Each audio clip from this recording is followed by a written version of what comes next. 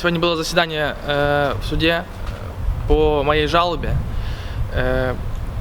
насчет решения областной избирательной комиссии о моем неучастии и отмене моей регистрации в качестве кандидата. На сьогоднішній день ми бачимо чергове підтвердження того, що виборча комісія, в даному випадку округова виборча комісія номер 3, вона мало підрихтована в юридичному плані і видає рекомендації кандидатам поступати не так, як раїть артикул Виборчого кодексу 70 прим.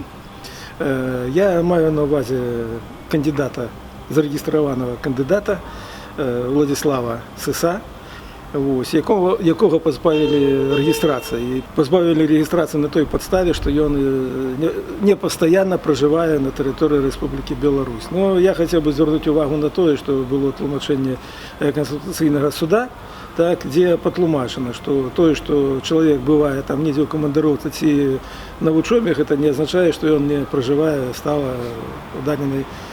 у нашій країні. В додаток в його громадянство білоруське, стала прописка його тут.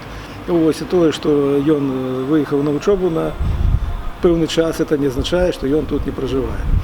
Ось. Ну і хотілося б так само звернути увагу на той самий артикул 70 прим, на який спасалася комісія, коли раїла цьому кандидату звернутися у обласний суд. Эта комиссия просто банально не дочитала этот артикул до конца, тому як під кінець цього артикулу написано, що він мусив звернутися у Центральну виборчу комісію. Опинулося, що вони його відправили не туди, ось, і суд виправив цю хибу, ось, перенакерував його скаргу у Центральну виборчу комісію. Але це ще не все.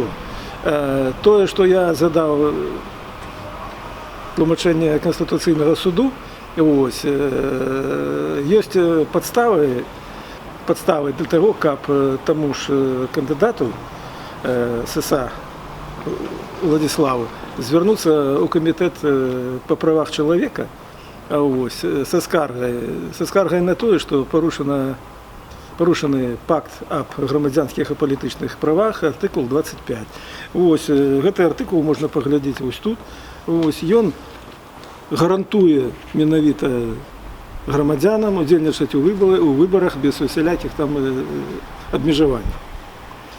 Ось, так що поглядім на цей прецедент після обскарження в Верховному суді.